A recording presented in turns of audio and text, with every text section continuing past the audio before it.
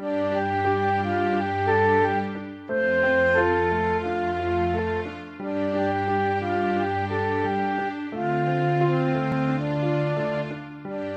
Millennium Development Goals are an unprecedented effort to attack worldwide poverty simultaneously on many fronts. Any development organization working for poverty alleviation and empowerment of the poor needs to really work on many different issues.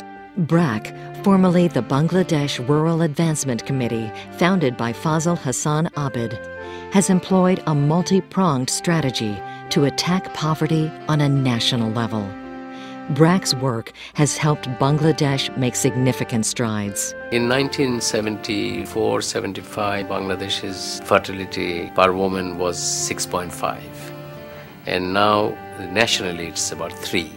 Life expectancy at birth in 1975 was 49, now it's 61. Abid shares BRAC's experience in tackling such goals as establishing universal primary education, promoting gender equality, reducing child mortality, improving maternal health, and alleviating poverty.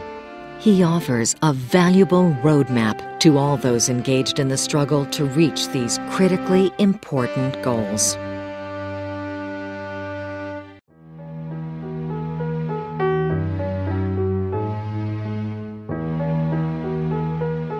I think the Millennium Development Goal is a good goal to work towards.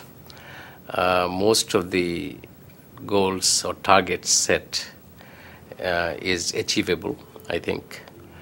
And in Bangladesh, I think we will try and achieve all of it, all the goals. The first one, of course, is education of children, whether we could get all children into school and get them to complete primary education. We felt that if we ultimately had to improve productivity in this country, we needed to get our children educated for the next generation to be able to compete effectively in the globalized market.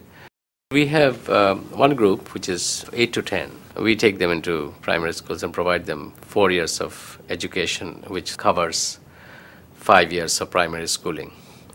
And then we have got another group, where mostly girls, but some boys, 10 years to 14 years. Those children who, for whatever reasons, have not had the opportunity to have an education. Since they are older children, we provide them 3 years of education to cover 5 years of curriculum. And they can do that. Most of them complete 5 years of primary schooling in 3 years. So we have got these two groups of children who come to our schools. The reason for these schools are that there are many children who don't enroll themselves into any primary school. So we wanted to mop up these children who has never had an opportunity to go to a primary school.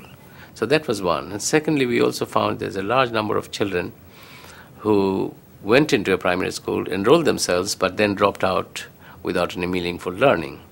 So we felt that we also needed to provide them a second chance so that they have an access to education, at least primary level education. The reason we call our school system non-formal primary schools is because if we said they were primary schools, the government has got a particular rule as to how many classes you must have, how many teachers you must have, you must adopt the government curriculum. So we felt that we would be outside the government system. We wanted to experiment with new ways of teaching, learning. We needed to develop new curriculum, new materials. So we called our schools non-formal. But then if you look at the structure of our schools, they are more formal than the formal schools in the sense that the classes start, particular time is finishes, teachers come on time, there is a structure of teaching, learning, subjects are taught every day. There are 270 days a year that the classes take place. In most government schools, probably in less than 200 days, classes are held. But we call it non-formal simply because we didn't want to abide by all the rules that is set for a primary school. We set up these schools in each village with 30 children and one teacher. We thought that these children would be quite happy receiving 5 years of primary education, but we were taken aback, quite surprised when we found that 90% of our children who completed primary schools actually went on to high school. We expanded to 35,000 schools. And we have 1.2 million children in our schools. We ourselves fund about 350 NGOs to run BRAC-type schools. So I think it has been adopted in Bangladesh quite well. But in Bangladesh, if you look at the statistics, there are 19 million children in the age group of 6 and 10. Approximately 3 million children are out of school right now, still not going to school. So if we had more resources, I think we could have had 100,000 schools and mopped up all the children who are out of school presently. So because we don't have the resources we need, we can't expand to that level.